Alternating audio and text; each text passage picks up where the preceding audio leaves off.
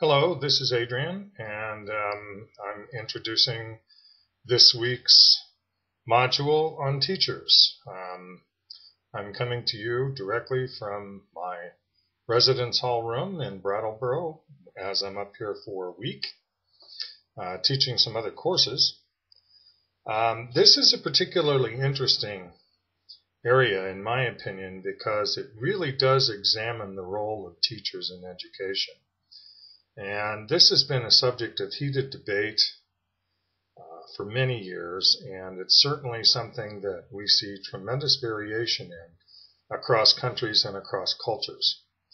And as you well know, in some countries, educators are revered and treated with great respect, while in other countries, it's one of the poorest paying positions you can get as a professional. And in yet other countries, teachers are selected really through a political process, and it's all about who you know. And obviously, all of those things have a direct impact on the effectiveness of teachers and teacher professionalism. As you might be aware, here in the United States, there's large debate about the role of teachers and how teachers are paid, because particularly in primary and secondary schools, teachers are very poorly paid in some states, and that's led to a real decrease in the number of highly qualified applicants to go into teaching. So please pay particular attention to this unit, and I just want to mention a couple of things that I think are really important that the book illustrates quite well.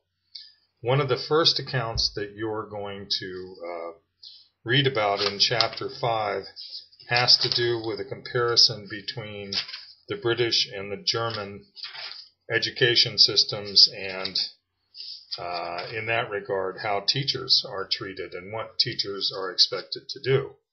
It should come as no surprise that in Hitler's Germany, teachers, among other things, were supposed to be political indoctrinators. And we see that type of scenario being played out in a number of countries in the world today, where it's all about the politics and whether or not you are espousing the party line to your to your students. It also traces the history of public education in England, which I think is very important, and the transition England went through from having a system that was principally for the elite to a system that gave public education to the masses, and some of the challenges that they have faced, particularly with the influx of immigrants from various other countries in the world.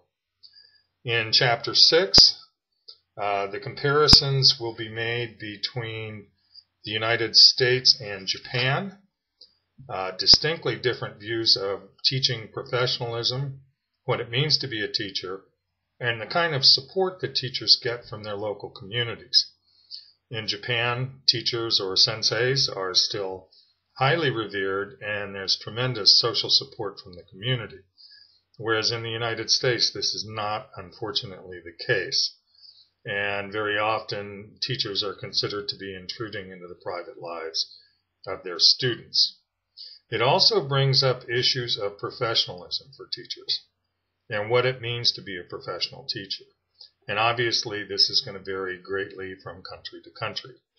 I also encourage you to read the supplemental readings on Cuba and Lesotho. I think there's some very interesting information in there, and will help inform your dialogue on education in general in the countries and or regions you choose.